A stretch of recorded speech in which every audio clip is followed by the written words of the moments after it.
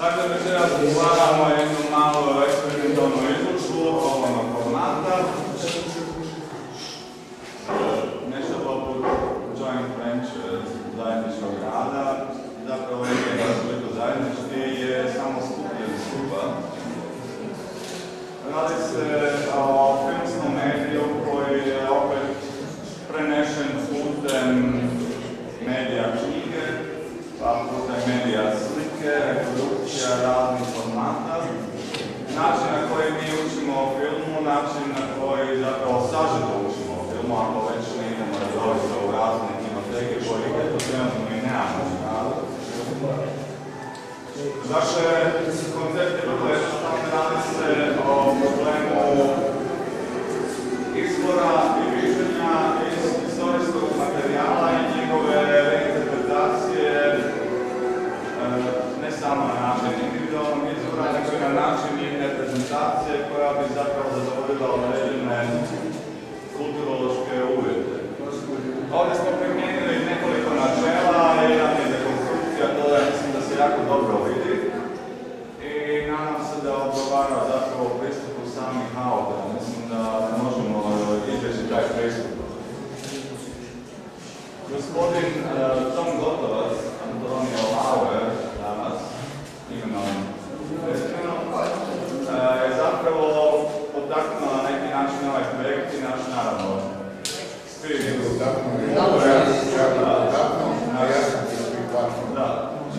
To je bila situacija. I zapravo je zanimljivo vidjeti koja je ta razlika između različitih individua koristeći isti materijal. Radili smo na knjizi Čudovište koje smo voljeli. 5 ljudi odabiralo. 5 ljudi. 4. Dakle, svako je imao jedan individualan izbor, svako je imao mogućnost izabrati one neke stvari koji se sjeća iz historije filma, a sad to već ima skoro 150 godina iza nas. Dakle, radi se doista o jednom osobnom stavu prema materijalu. Tu više nije bilo previše prostora za nekakvu interpretaciju.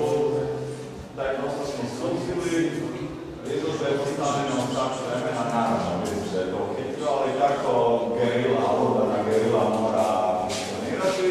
I evo ovdje vidite rezultate koje sigurno nisu veliki dio svjetske nekakve umjetnosti, ali nekako dobro pokazuje koliko se individue koje mogu međusobno surađivati i mogu si razlikovati. Sad ću vam reći nešto o svemu tome gospodin Antonio Lauer, jer on je naš zapravo primarni autor u žanru eksperimentalnog filma, ako to uopće treba da se kaže, mislim da je to forma. Ovako, prije nekoliko dana ja sam snimao svoga čarolja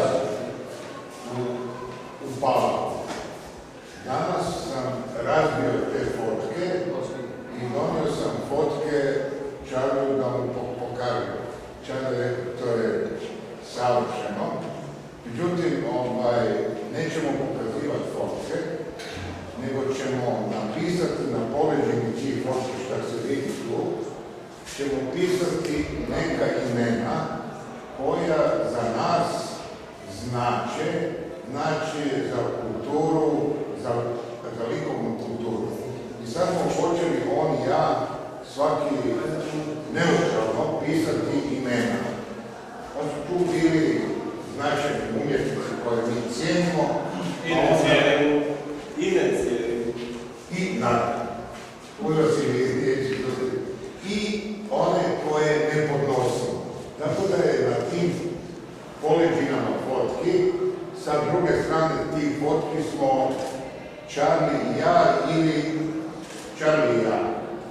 Ali nismo htjeli otkriti svoj identitet, nego ovo je naša druga strana. Sad, u to je Charlie uzeo jednu knjigu od velikog filmskog estetičara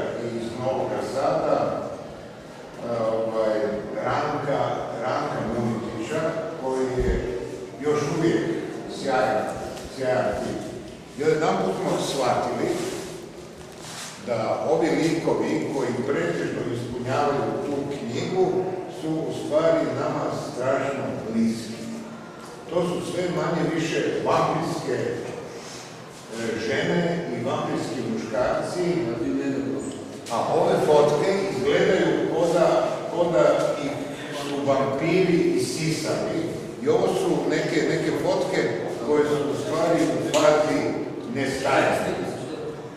Kako vampirizam za one ljude koji se bave sa fotografijom i sa filmom je strašno bliska ova stvar. Postoji nekoliko fenomenalnih režisera. Jedan je Murnau, koji je napravio Nosferatu. Drugi je Karl Theodor Dreyer, koji je napravio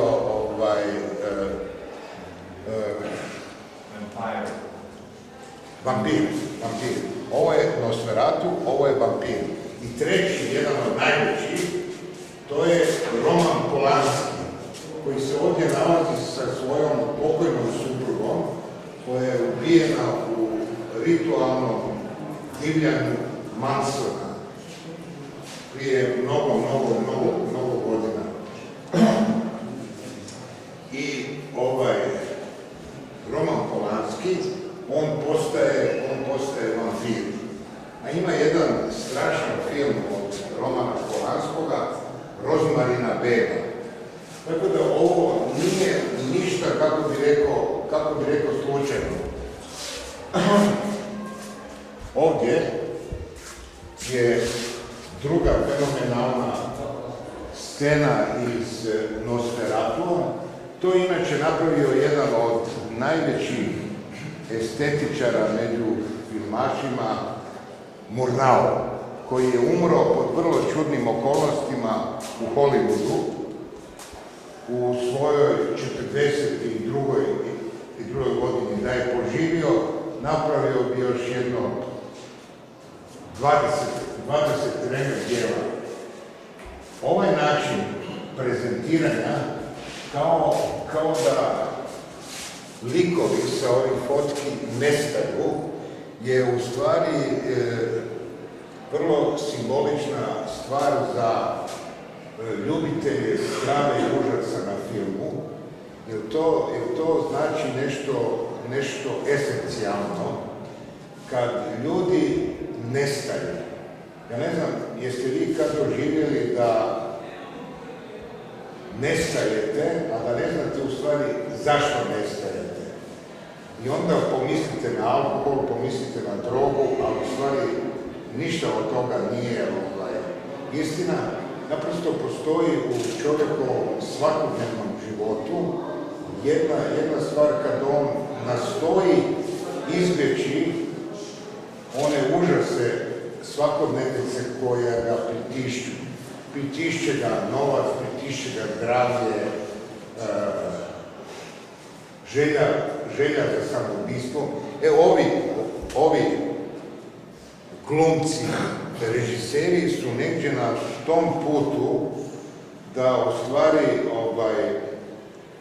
pokažu nešto što će običan gledalac vidjeti i reći aha, to je tako. Znači to se tako odvija i u stvari prožive samoubistvo nestajanje.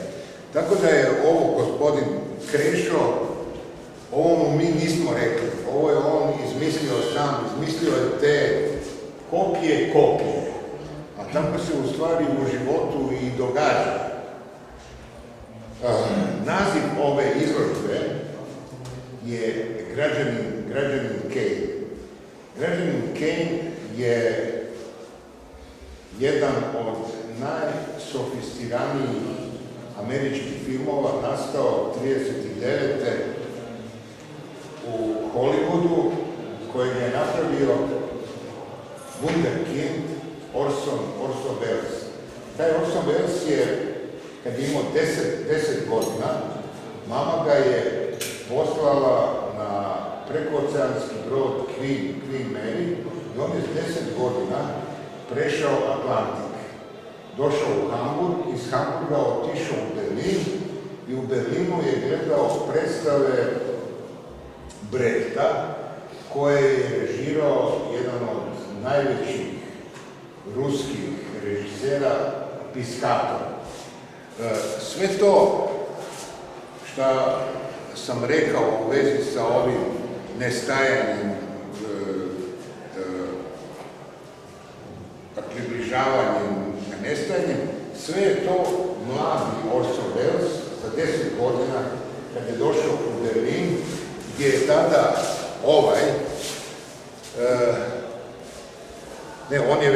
on je već otišao u Hollywood, ali je sve još bilo u znaku Murnaua.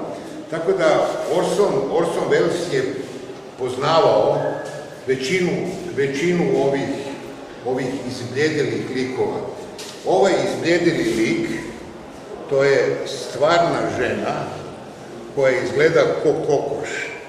To je iz čuvenog filma Toda Browninga Friks, nakaze.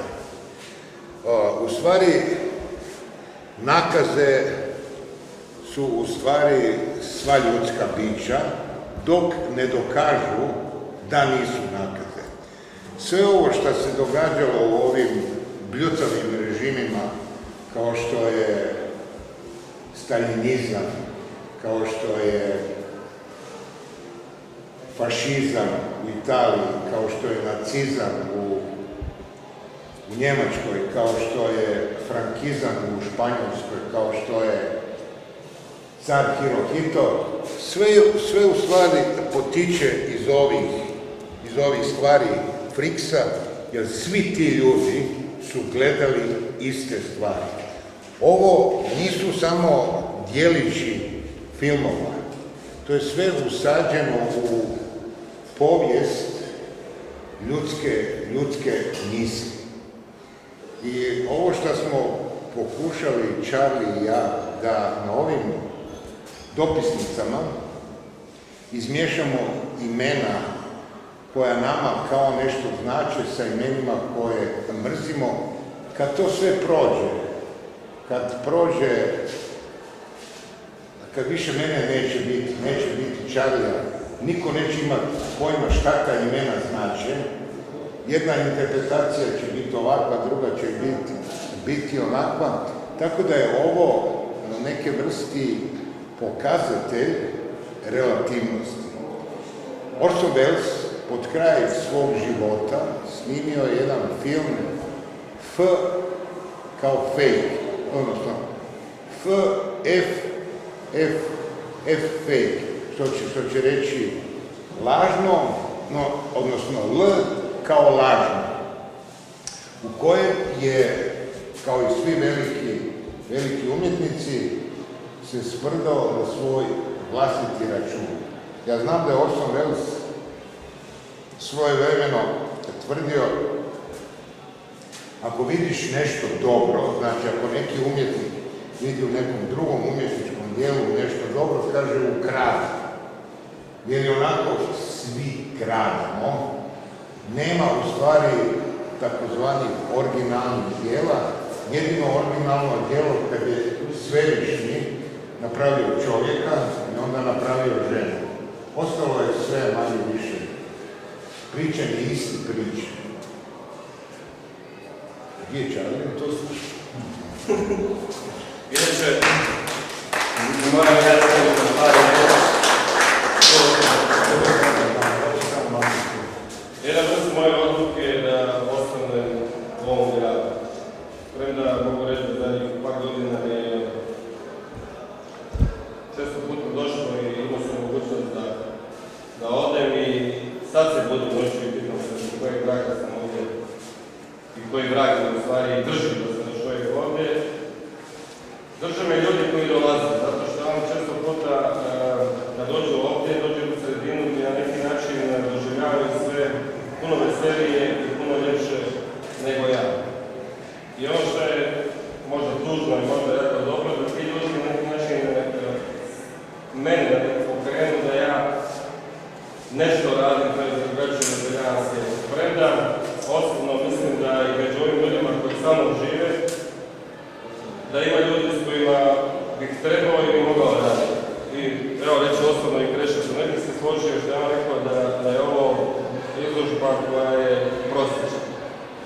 meni osobno ovo je jedna od najboljih izložbi koje ja prisustujem. Bez obzira na to što sam ja sudjelovao u toj izložbi, jer mislim da je danas u trenutku kad smo ovo radili, način na koji smo ja i Tomislav Gotovac, čovjek koji je stariji od mene, hvala Bogu, 40 godina, kako smo u jednom momentu profunkcionirali, mislim da u tome leži bit umjetnosti. Bit umjetnosti leži upravo u tome, u odnosima naspram vas i ljudi i onoga što postavite između njih.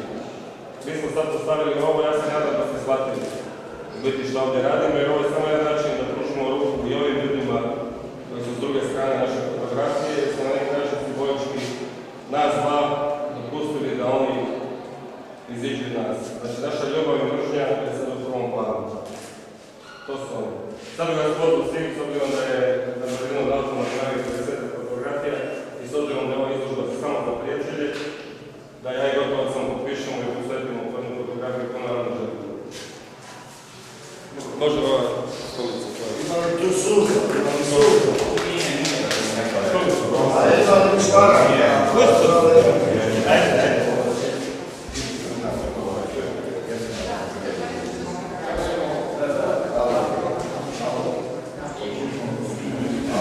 Možeš klup, to je iskrešao.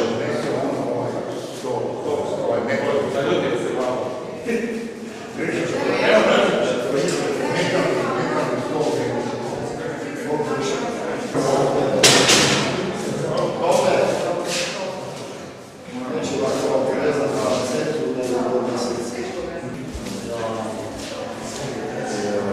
Čovječe, ja sam umro skoro, jer ti znaš da... Zeta? Dobro, dobro. Ja, to je problem dobro. Ima. Da, kuj.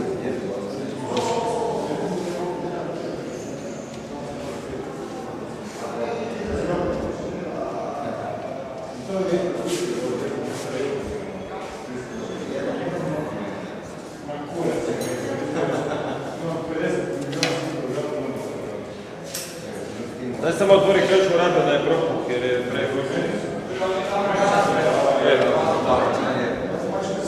Šta sviraju još?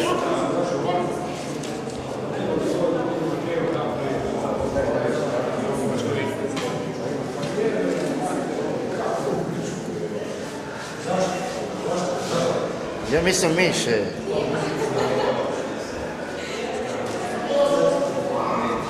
Sokovi.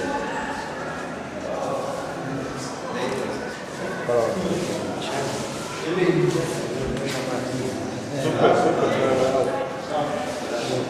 Štija, bi zapravo krećemo.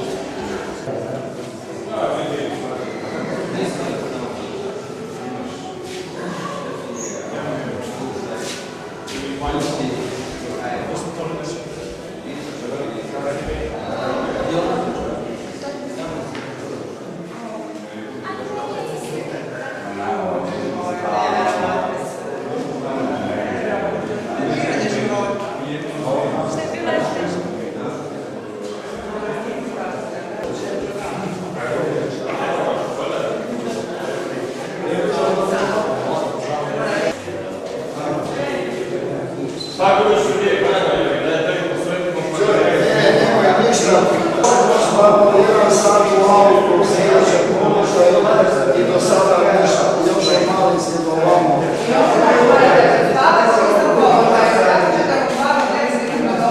Nemam problema sa vozom, ja sam psihoterapista. To je ovo za seks, kad istreniram, to je ova štana na leđa, sve dizajn, napisat.